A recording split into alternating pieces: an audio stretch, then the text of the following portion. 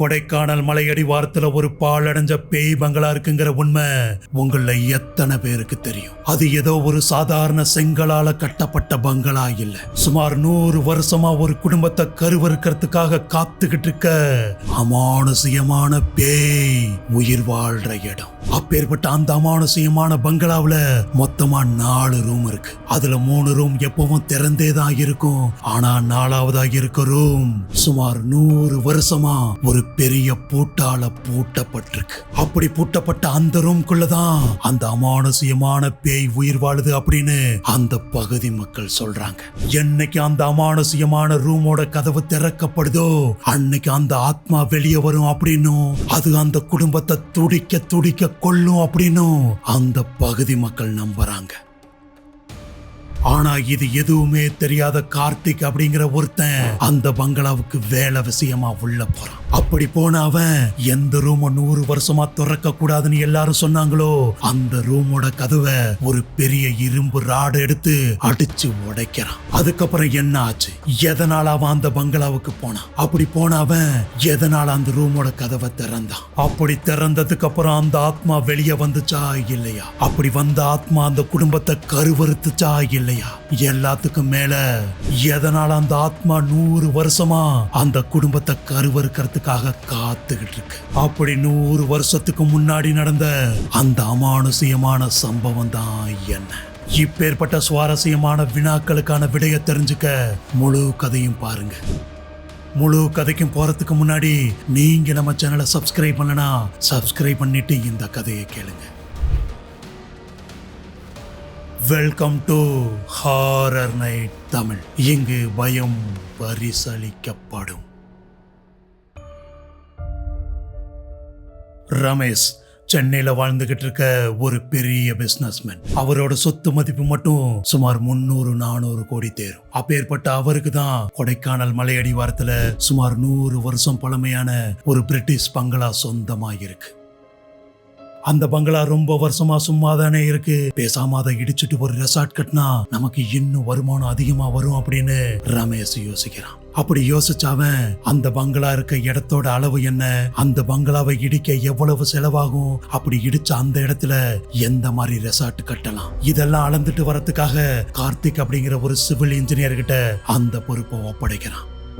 கார்த்திக் சுமார் 3 தலைமுறையா ரமேஷ் குடும்பத்துக்காக வேலை பார்க்கிற குடும்பம். ரமேஷ் எந்த வேலை சொல்றாரோ அந்த வேலையை முதல்ல செஞ்சு முடிக்கிறது தான் கார்த்திகோட தலையாய கடமை. அப்பேற்பட்ட கார்த்திகிட்ட தான் ரமேஷ் அந்த பங்களா வேலையை ஒப்படைக்கிறான். தன்னோட முதலாளி சொல்லிட்டாரு முதல்ல அந்த வேலையை செஞ்சு முடிக்கணும் அப்படின்னு கார்த்திக்கும் அந்த அமானுஷ்யமான பங்களாவுக்கு போறதுக்காக ரெடி ஆகிறான். அப்படி அவன் அந்த பங்களாவுக்கு போக ரெடி ஆகும் போது, தம்பி கார்த்தி, நாங்களும் வீட்டுல சும்மா தானப்பா இருக்கோம், நாங்களும் உன் கூட வரட்டுமா அப்படின்னு கார்த்திகோட அம்மாவும் அவனோட தங்கச்சும் கேக்குறாங்க. சரி, சும்மா தானே இருக்கீங்க, வாங்க போவோம் அப்படின்னு கார்த்திக்கும் சொல்றான். இப்போ கார்த்தி, அவனோட அம்மா, அவனோட தங்கச்சி 3 பேரும் கிளம்பி கொடைக்கானல் மலையடி வாரத்துல காட்டுக்குள்ள இருக்க அந்த பழைய காலத்து பிரிட்டிஷ் பங்களாவுக்கு போறாங்க.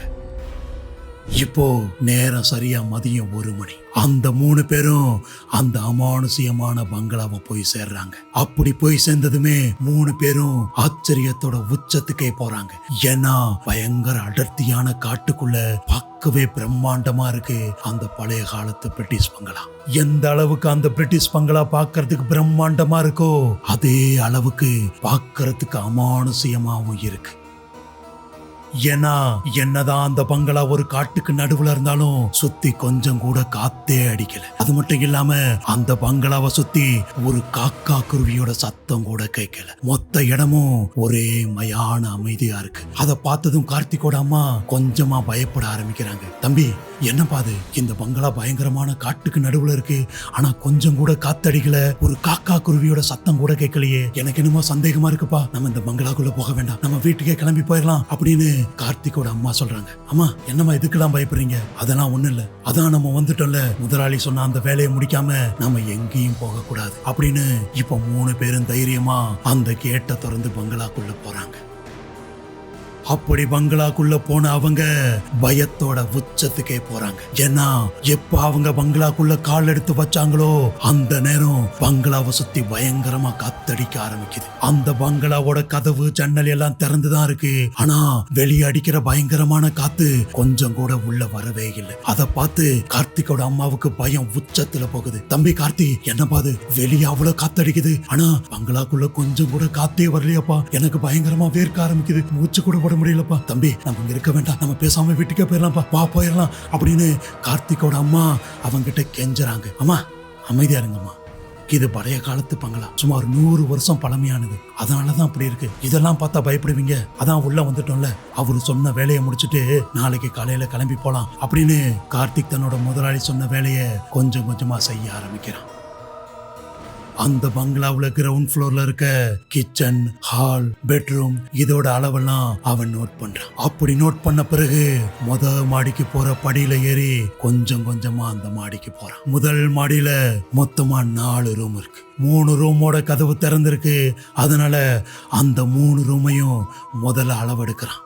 அதுக்கப்புறம் பார்க்கவே அமானுஷியமா இருக்க அந்த 4வது ரூம் முன்னாடி போய் நிக்கிறான்.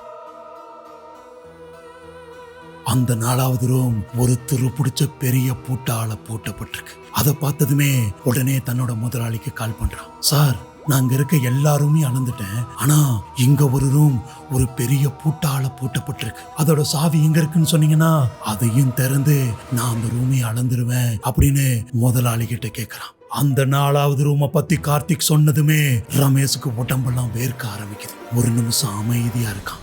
அதுக்கப்புறம் கார்த்திகிட்ட, தம்பி கார்த்தி, நீ அந்த ரூம் அளக்க வேண்டாம், அந்த பங்களாவில் இருக்க எல்லாருமே அளந்துட்டில, அது போதும். எக்காரணத்தை கொண்டும் அந்த ரூம்ல இருந்து என்ன சத்தம் வந்தாலும் நீ அந்த ரூமோட கதவை மட்டும் திறக்கவே கூடாது. அது மட்டும் இல்லாம நீ அந்த ரூம் பக்கத்துல கூட நிக்க கூடாது, உடனே கிளம்பி கீழே போயிரு அப்படின்னு ரமேஷ் கார்த்தி எச்சரிக்கிறான். தன்னோட முதலாளி சொல்லிட்டாரு அப்படிங்கறதுனால அவனு உடனே அங்கிருந்து கிளம்பி கீழே போறான். அப்படி போனதுக்கு அப்புறம், ஐயா நீங்க சொன்னது நான் கீழே வந்துட்டேன், இப்ப என்ன பண்ணும் அப்படின்னு ரமேஷ் கிட்ட கார்த்தி கேட்கிறான். ஏற்கனவே இருட்ட நேரமாச்சு, இதுக்கப்புறம் நீங்க அங்கிருந்து கிளம்ப வேண்டாம், இன்னைக்கு நைட்டு அந்த பங்களாவிலேயே தங்கிட்டு அடுத்த நாள் காலையில கிளம்பி போங்க அப்படின்னு ரமேஷ் கார்த்தி கிட்ட சொல்றான். சரிங்க ஐயா, அதே மாதிரியே பண்றோம், நாளைக்கு காலையில இங்க இருந்து கிளம்புறோம் அப்படின்னு கார்த்திக்கும் சொல்லிட்டு போனை கட் பண்றான். ஆனா ரமேஷ் இன்னைக்கு நைட்டு அவங்கள அங்கேயே தங்க சொன்னது அவங்க மேல இருக்க அக்கறையில இல்ல, அவங்கள மொத்தமா பழி கொடுக்கதான் அப்படிங்கிறது கார்த்திக் அப்போ தெரியவே இல்லை. இப்போ சாயந்தரம் 6 மணி. அந்த பங்களாவை சுத்தி பயங்கரமான இருட்டு. அந்த இருட்டான நேரத்துல பங்களாவோட ஹால்ல ஒரே ஒரு மெழுகுவர்த்தி மட்டும் எரியுது. அந்த மெழுகுவர்த்திய சுத்தி கார்த்தி, அவனோட அம்மா, அவனோட தங்கச்சி 3 பேரும் உட்காந்து பேசிக்கிட்டு இருக்காங்க. அந்த நேரத்துல, அம்மா நான் மாடியில ஒரு பேப்பரை விட்டுட்டு வந்துட்டேன், அந்த பேப்பரை போய் எடுத்துட்டு வந்துடுறேன் அப்படின்னு கார்த்தி மாடியை நோக்கி நடந்து போறான். அந்த பயங்கரமான இருட்டுல முதல் மாடியை பார்க்கறதுக்கே பயங்கர அமானுஷியமா இருக்கு. அதை பார்த்து கார்த்திக் கொஞ்சம் கொஞ்சமா பயம் வருது. ஆனாலும் அந்த பேப்பர் ரொம்ப முக்கியம் அப்படிங்கறதுனால ஒவ்வொரு ரூமா தேடி போறான். அப்படி தேடி போகும்போது திடீர்னு 4வது ரூம்ல இருந்து யாரோ கதவை தட்டுற மாதிரி அவனுக்கு சத்தம் கேக்குது. என்னடா அது, யாருமே அந்த ரூம்குள்ள இல்லைன்னு சொன்னாங்க, அப்புறம் எங்க இருந்து அந்த சத்தம் வருது அப்படின்னு கார்த்திக் பயத்துல குழம்பி போறான். அப்படி அவன் பயத்துல குழம்பி போய் இருக்கும்போது திடீர்னு அந்த 4வது ரூம் கதவுக்கு அடியில இருந்து சிவப்பு கலர்ல ரத்தம் வர ஆரம்பிக்குது. அதை பார்த்ததுமே கார்த்திக் பயத்தோட உச்சத்துக்கே போறான். ஐயோ இங்க ஏதோ தப்பா இருக்கே அப்படின்னு அவன் பயத்தோட உச்சத்துல இருக்கும்போது திடீர்னு அவனுக்கு ஒரு குரல் கேக்குது. கார்த்தி கதவை திறப்பா, நான் உள்ளுக்குள்ள மாட்டிக்கிட்டு இருக்கேன்பா அப்படின்னு கார்த்திகோட அம்மா குரல் அந்த 4வது ரூம்குள்ள இருந்து வருது. அம்மா நீங்க கீழே தானே இருந்தீங்க, அப்புறம் எப்படி உள்ள போனீங்க அப்படின்னு கார்த்திக் குழம்பி போய் அந்த 4வது ரூம் முன்னாடி போய் நிக்கிறான். அப்படி அவன் அங்க போய் நின்னதுமே கார்த்திகோட அம்மா குரல் கேட்ட அந்த ரூம்குள்ள இருந்து இப்போ பயங்கர அமானுஷியமான ஒரு பேயோட குரல் கேக்குது. கதவை திறடா, நீதான் இந்த கதவை திறக்கணும், உன்னோட தாத்தா பூட்டின கதவை நீதான் திறக்கணும் அப்படின்னு ஒரு பேயோட குரல் அவனுக்கு கேக்குது. அதை கேட்டதுமே ஐயோ உள்ள யாரும் மாட்டிக்கிட்டு இருக்காங்க போல, அதனாலதான் குரலை மாத்தி மாத்தி பேசுறாங்க அப்படின்னு அந்த ரூமோட பூட்டை அவன் உடைக்க முயற்சி பண்றான். சுமார் 100 வருஷமா திறக்கப்படாம துரு பிடிச்சு போயிருக்க அந்த ரூமோட பூட்டை ஒரு பெரிய இரும்பு ராடு எடுத்து அடிச்சு உடைக்கிறான். அப்படி அவன் அடிச்சதுமே அந்த ரூமோட பூட்டும் திறக்குது. இப்போ எந்த கதவை திறந்தா ஆத்மா வெளியே வரும்னு பல பேர் பார்த்து அஞ்சு நடுங்குறாங்களோ அந்த ரூமோட கதவு கார்த்திகால திறக்கப்படுது. அப்படி திறந்ததுமே அவன் கையில வச்சிருந்த டார்ச் அடிச்சு உள்ள பாக்குறான். அந்த ரூம்குள்ள எதுவுமே இல்ல, மொத்த ரூமும் காலியா இருக்கு. அப்புறம் எங்க இருந்து அந்த சத்தம் வந்தது அப்படின்னு அவன் பயத்தோட உச்சத்துக்கே போறான். அப்படி அவன் பயத்தோட உச்சத்துல இருக்கும்போது அந்த ரூமோட மூளைய பாக்குறான். அந்த மூளையில ஆள் உயரத்துக்கு ஒரு பழைய காலத்து கண்ணாடி இருக்கு. இப்போ பயந்து நடுங்கிக்கிட்டே கார்த்தி அந்த கண்ணாடி முன்னாடி போய் நிக்கிறான். இப்போ கார்த்தி அந்த கண்ணாடிய பாக்குறான். அப்படி பார்த்த அவன் பயத்துல நடுங்கி போறான். ஏன்னா இவன் உண்மையாவே பயத்துல நிக்கிறான். ஆனா கண்ணாடியில தெரியற அந்த உருவம் ரண கொடூரமா சிரிக்க ஆரம்பிக்குது. அப்படி சிரிச்சுக்கிட்டே கொஞ்சம் கொஞ்சமா அவனோட கையெடுத்து முகத்தை கீற ஆரம்பிக்குது. அப்படி கீறும்போது அந்த முகத்துல இருந்து ரத்தமா வடியுது. அதெல்லாம் பார்த்து அவனுக்கு மூச்சு விட முடியாத அளவுக்கு பயம் அதிகமாக. அப்படி அவன் பயத்துல இருக்கும்போது திடீர்னு கண்ணாடியில தெரிஞ்ச அவனோட உருவம் கொஞ்சம் கொஞ்சமா மறைஞ்சு ஒரு கொடூரமான பேயோட உருவமா மாறுது. அந்த பேய் பார்க்கறதுக்கே ரண கொடூரமா இருக்கு. உடம்பெல்லாம் செதஞ்சு போய் அழுகி போய் உடம்பு முழுக்க ரத்தத்தோட பார்க்கறதுக்கே அவ்வளவு கொடூரமா இருக்கு அந்த பேய். அப்படிப்பட்ட அந்த உருவத்தை பார்த்ததுமே கார்த்திக் அங்கிருந்து உயிரை கையில பிடிச்சுக்கிட்டு ஓட பாக்குறான். ஆனா அவனால அந்த கண்ணாடியை விட்டு கொஞ்சம் கூட அசையவே முடியல. எங்க போற, எங்க கார்த்திக் போற, என்கிட்ட இருந்து தப்பிச்சு ஓடிடலான்னு நினைக்கிறியா? உன்னால இங்க இருந்து நகரவே முடியாது அப்படின்னு அந்த பேய் அவங்கிட்ட 100 வருஷத்துக்கு முன்னாடி நடந்த அந்த கொடூரமான உண்மையை சொல்ல ஆரம்பிக்குது. 100 வருஷத்துக்கு முன்னாடி இந்த பங்களாவோட இளவரசன் என்ன அடையணும்னு முயற்சி பண்ணான். அதனால ஏழை குடும்பத்துல பிறந்த என்ன தூக்கிட்டு வந்து இந்த 4வது ரூம்ல அடைச்சு வச்சான். நான் எவ்வளவோ கத்துனேன், கதர்னேன், என்ன வெளியே விட்டுருங்க, நான் போயிடுறேன், என்ன வெளியே விட்டுருங்க அப்படின்னு. ஆனா நான் கதர்ன சத்தம் அவனோட காதுல கேட்கவே இல்லை. நான் இங்க இருந்து தப்பிச்சு போயிடக்கூடாது அப்படின்னு இந்த ரூமோட கதவை ஒரு பெரிய பூட்டால பூட்டுனாங்க. அதை பூட்டினது யாரு தெரியுமா? உன்னோட தாத்தா. அதை பூட்ட சொன்ன அந்த இளவரசன் யாரு தெரியுமா? உன்னை இங்க அனுப்பிச்சு வச்சானே அந்த ரமேஷோட தாத்தா. என்ன வெளியே விட்டுரு, என்ன வெளியே விட்டுருங்க, என்ன வெளியே விட்டுருங்க அப்படின்னு அவங்களோட காலில் விழுந்து கெஞ்சி கதறினேன். ஆனா நான் கதற சத்தம், நான் கெஞ்சற சத்தம் அது எதுவுமே அவங்களோட காதுல கேட்கவே இல்லை. இந்த ரூம்குள்ளேயே மாட்டிக்கிட்டு சோறு தண்ணி இல்லாம துடி துடிச்சு நான் இறந்து போனேன். அப்படி இறக்கும் போது நான் ஒரு சாபமிட்டேன். என்னோட சாவுக்கு காரணமா இருக்கிற உங்க 2 பேரோட வம்சத்தையும் நான் கருவறுக்காம விட மாட்டேன் அப்படின்னு. அன்னையில இருந்து இன்னைய வரையிலும் உங்க வம்சத்தை கருவறுக்கிறதுக்காக தான் நான் இந்த ரூம்குள்ளேயே காத்துக்கிட்டு இருக்கேன். என்னால இந்த ரூமை விட்டு வெளியே வர முடியல. ஏன் தெரியுமா? நான் வெளியே வந்தா உங்களை கருவறுப்பேங்கிறது அவங்களுக்கு நல்லாவே தெரியும். அதனால பல மந்திரவாதிகளை கூட்டிட்டு வந்து இந்த ரூமை ஒரு மந்திர கட்டால கட்டி வச்சாங்க. அந்த மந்திர சக்தியை மீறி என்னால வெளியே வரவே முடியல. அதனால என்னைக்கு இருந்தாலும் நான் உங்களை கருவறுத்த பிறகுதான் இந்த பூலோகத்தை விட்டு போகணும் அப்படின்னு இந்த ரூமுக்குள்ளேயே காத்துக்கிட்டு இருக்கேன். அந்த வம்சத்துல பிறந்த ஒருத்தர் வந்து இந்த கதவை திறந்தாதான் அந்த மந்திர சக்தி போகும். அப்பதான் என்னால வெளியே வர முடியும். அப்படி ஒரு நிலைமையில இருக்கும் போதுதான் நீ இங்க வந்த. இந்த பூட்டை அடிச்சு உடைச்ச. யாராலையும் திறக்க முடியாத அந்த கதவை நீ திறந்த அந்த நேரம் நான் வெளியே வந்தேன். இப்போ நீ, உன்னோட குடும்பம், ரமேஷ் அவனோட குடும்பம் எல்லாமே எனக்கு பலியாக போறீங்க அப்படின்னு அந்த ஆத்மா கொடூரமா சிரிக்க ஆரம்பிக்குது. அப்படி சிரிக்கும் போதுதான் கார்த்திக்கு உண்மையெல்லாம் புரிய ஆரம்பிக்குது. அப்போ ரமேஷ் நம்மள சாதாரணமா இங்க அனுப்பலையா? அவனுக்கு எல்லா உண்மையும் தெரியுமா? நான் வந்து இந்த கதவை திறந்தா அந்த ஆத்மா என்னையும் என் குடும்பத்தையும் பழி வாங்கிட்டு இங்கிருந்து போயிடும் அப்படிங்கிற உண்மை அந்த ரமேஷுக்கு தெரியும். அதுக்கப்புறம் அவனுக்கோ அவன் குடும்பத்துக்கோ எந்த ஒரு ஆபத்தும் வராது அப்படிங்கிறதுக்காக என்ன பலி கொடுக்க துணிஞ்சிட்டானே அந்த ரமேஷ் அப்படிங்கிற உண்மை கார்த்திக் அப்போதான் புரியுது. அப்படி புரிஞ்சதுமே கார்த்திக் அங்கிருந்து கத்தி கதறிக்கிட்டு வேகமா கீழே ஓடி வரான். அம்மா கிளம்புங்க, இங்க ஒரு பேய் இருக்கு, அது நம்மளை கொல்ல போகுது, கிளம்புங்க அப்படின்னு அவங்க அம்மாவையும் தங்கச்சியும் கூப்பிடுறான். ஆனா அவங்க 2 பேரும் அசையாம ஒரு செவுத்தை பார்த்து நிக்கிறாங்க. அம்மா உங்களுக்கு புரியுதா இல்லையா, நம்ம இங்க இருந்து போகணும், இல்லைன்னா நம்ம செத்து போயிருவோம் அப்படின்னு மறுபடியும் அவங்கள கூப்பிடுறான். ஆனாலும் அவங்க அசையாம ஒரு செவுத்தை பார்த்துக்கிட்டே நிக்கிறாங்க. உங்களுக்கு என்னமாச்சு? இங்க பேய் இருக்குமா, அந்த பேய் நம்மளை கொல்ல போகுதுமா, வாங்கம்மா போகலாம் அப்படின்னு அவங்க அம்மாவோட தோல்ல கைய வைக்கிறான். தோல்ல கைய வச்சதும் அந்த 2 பேரும் மெல்லமா திரும்புறாங்க. அத பார்த்து அவன் உருகுலைஞ்சு போறான். ஏன்னா அவங்க 2 பேரோட கண்ணுலையும் கருவிலியே இல்லை. அந்த இடம் கருப்பா குழியா இருக்கு. அப்ப அந்த 2 பேரோட முகமும் ஒரு கொடூரமான பேயோட முகமா மாறுது. இப்போ அந்த பேய் அவனை பார்த்து, எங்களை கூப்பிடுற? 100 வருஷத்துக்கு முன்னாடி நாங்களும் இதே மாதிரி தான் கத்தி கதறணும், ஆனா எங்களை காப்பாத்த யாருமே வரல. நீ மட்டும் இங்க இருந்து போயிருவியா? நான் உன்னை போக விட்டுருவனா அப்படின்னு 2 பேரும் ஒரே மாதிரி ஒரு பேயோட குரல்ல பேசுறாங்க. அதை கேட்டு பயத்தோட உச்சத்துல இருக்கும்போது உண்மையான பேய் அந்த மாடியில இருந்து படியில இறங்கி வருது. அந்த பேயை பார்த்ததும் கத்தி கதறி அந்த பங்களால இருந்து ஓட முயற்சி பண்றான். அப்படி ஓடும்போது திடீர்னு ஒரு கை அவன் கழுத்தை பிடிச்சு நெரிக்குது. எங்க கார்த்தி ஓடுற? 100 வருஷமா உனக்காக காத்துக்கிட்டு இருந்தேன், என்கிட்ட இருந்து தப்பிச்சு ஓட பாக்குறியா? உன்னால ஓடிட முடியுமா அப்படின்னு அந்த பேய் அவனை பார்த்து ரண கொடூரமா சிரிக்குது. என்னை எப்படி துடி துடிக்க சாவடிச்சிங்களோ அதே மாதிரி உன்னை துடி துடிக்க கொன்னாதான் என் ஆத்மா சாந்தி அடை அப்படின்னு அவன் கழுத்தை பிடிச்சு நெரிச்சு அவன் ரத்தத்தை கொஞ்சம் கொஞ்சமா குடிக்க ஆரம்பிக்குது அந்த கொடூரமான பேய்.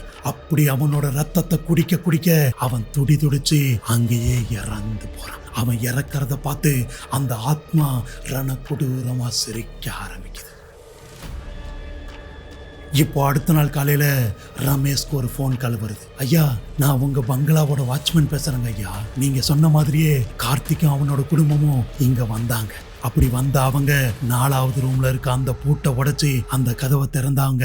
அதே மாதிரி அதுக்குள்ள இருந்த ஆத்மா அவங்கள துடிக்க துடிக்க கொன்னுருச்சுங்க ஐயா. இப்போ அந்த ஆத்மாவும் சாந்தி அடைஞ்சிருச்சு. அந்த 4வது ரூமோட கதவும் திறந்தே தான் இருக்கு. இனிமேல் எந்த ஒரு பயமும் இல்லைங்கய்யா. உங்க உயிருக்கோ உங்க வம்சத்தோட உயிருக்கோ இனிமேல் எந்த ஒரு பயமும் இல்லைங்கய்யா அப்படின்னு அந்த பங்களாவோட வாட்ச்மேன் ரமேஷ்க்கு போன் பண்ணி சொல்றான். அதை கேட்டதுமே ரமேஷ் சந்தோஷத்துல வாய் விட்டு சிரிக்க ஆரம்பிக்கிறான். அப்பாடா, நம்மளை பிடிச்ச சாபமும் அந்த பங்களாவை பிடிச்ச சாபமும் விலகி போயிருச்சு. இனிமேல் அந்த பேயால நமக்கு எந்த தொல்லையும் இல்லை அப்படின்னு அவன் சந்தோஷத்தோட உச்சத்துல இருக்கான். அப்படி சந்தோஷத்தோட உச்சத்துல இருந்த அவன் உடனே கிளம்பி அந்த பங்களாவுக்கு போறான். இப்போ நேரம் சரியா இரவு 8 மணி. அவனும் அந்த பங்களாவை வந்து சேர்றான். அப்படி வந்து சேர்ந்த அவன் நேரா அந்த 4வது ரூமுக்கு போறான். அந்த ரூமை பார்த்ததுமே அவனுக்கு பேரானந்தம். அப்பாடா, கதவு திறந்துருச்சு, அந்த ஆத்மாவும் வெளியே போயிருச்சு, இனிமேல் நமக்கு எந்த தொல்லையும் இல்லை அப்படின்னு அவன் அந்த கண்ணாடி முன்னாடி நின்று ஆனந்தமா சிரிக்க ஆரம்பிக்கிறான். அப்படி ஆனந்தமா சிரிச்சுக்கிட்டு இருந்த அவனோட முகம் திடீர்னு பயமா மாற ஆரம்பிக்குது. காரணம், அந்த கண்ணாடியில அவனோட உருவம் மறைஞ்சு கார்த்தி, அவனோட அம்மா, அவனோட தங்கச்சோட உருவம் தெரிய ஆரம்பிக்குது. அதுவும் சாதாரணமா இல்ல, அவங்க 3 பேரும் உடம்பு முழுக்க ரத்தத்தோட அந்த கண்ணாடியில தெரியறாங்க. அதை பார்த்து அவன் உருகுலைஞ்சு போறான். கார்த்தி கண்ணாடியில இருக்கானா?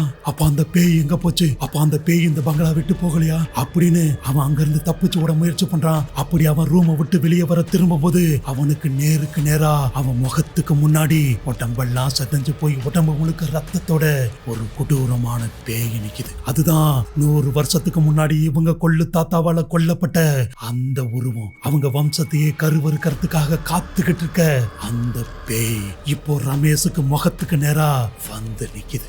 அதை பார்த்ததும் ரமேஷ் கத்தி கதறான். ஆனா அவன் கதற சத்தம் கொஞ்சம் கூட வெளியே கேட்கவே இல்லை. என்ன ரமேஷ், நான் போயிட்டேன்னு நினைச்சியா? பேரானந்தமா இந்த பங்களாக்குள்ள வந்த, எங்க போச்சு உன் சிரிப்பு சத்தம்? சரி, என் முகத்தை பார்த்து சிரி. 100 வருஷத்துக்கு முன்னாடி நான் சாவறத பார்த்து சிரிச்சிங்களே, இப்பவும் சிரி. சிரி ரமேஷ் சிரி அப்படின்னு அந்த பேய் அவனை பார்த்து கொடூரமா கத்த ஆரம்பிக்குது. இல்லை, நாங்கள் பண்ணது தப்பு தான், நாங்கள் பண்ணது தப்பு தான், எங்களை விட்டு நாங்கள் இங்கேருந்து போயிடுறோம் அப்படின்னு அந்த பேயோட காலில் விழுந்து கதறான். அந்த ரமேஷ் கதறு, நல்லா கதறு, சோறு தண்ணியே இல்லாம இந்த ரூம்ல மாட்டிக்கிட்டு நான் கதறினே, அப்போ நான் கதறின சத்தம் உங்க காதுல விழுந்துச்சா? இப்போ நீ கதற சத்தமே எனக்கு கேட்கலையே ரமேஷ், நீ அழுகிறியா? எப்படிப்பா, எப்படி அழுகிற? ஓ, நான் உன்னை கொன்னுருவேன்னு பயப்படுறியா?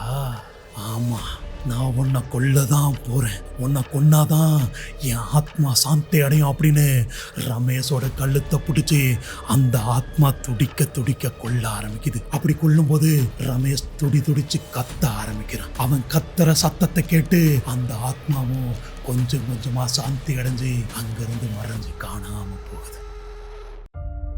சரியா ஒரு வாரம் கழிச்சு இவங்களெல்லாம் காணோன்னு போலீஸ் அந்த பங்களாவுக்கு தேடி வராங்க. ஆனா அப்படி தேடி வந்தவங்களுக்கு ரமேஷ் அங்க வந்ததுக்கான அறிகுறியோ இல்ல கார்த்தி அங்க வந்ததுக்கான தடயமோ இது எதுவுமே இல்லை. கார்த்திகோட உடல், அவங்க அம்மாவோட உடல், அவங்க தங்கச்சியோட உடல், ரமேஷோட உடல், இது எதுவுமே அங்க கிடைக்கல. அப்புறம் அவங்க எங்க தான் போயிட்டாங்க அப்படின்னு அந்த போலீஸ்காரங்களும் குழப்பத்தோட உச்சத்துக்கே போறாங்க. அதுக்கப்புறம் அவங்க 4 பேரும் காணாம போயிட்டாங்க அப்படின்னு அந்த கேஸையும் க்ளோஸ் பண்றாங்க. ஆனா இன்னைக்கும் அந்த பங்களாவுல அந்த கண்ணாடி அப்படியே தான் இருக்கு. அந்த கண்ணாடியில மாட்டிக்கிட்டு ரமேஷ், கார்த்தி, அவனோட அம்மா, தங்கச்சி, இவங்க 4 பேரும் வெளியே வர முடியாம தவிச்சுக்கிட்டு இருக்காங்க. இந்த முழு கதையும் கேட்ட பிறகு உங்கள எத்தனை பேர் அந்த கண்ணாடியை பார்க்க ரெடியா இருக்கீங்கன்றத கமெண்ட்ல சொல்லுங்க. மேலும் இதே மாதிரியான சுவாரஸ்யமான பேய் கதைகள் கேட்க என்னோட சேனலை சப்ஸ்கிரைப் பண்ணிக்கோங்க. மீண்டும் உங்களை அடுத்த கதையில சந்திக்கிறேன். நன்றி, வணக்கம்.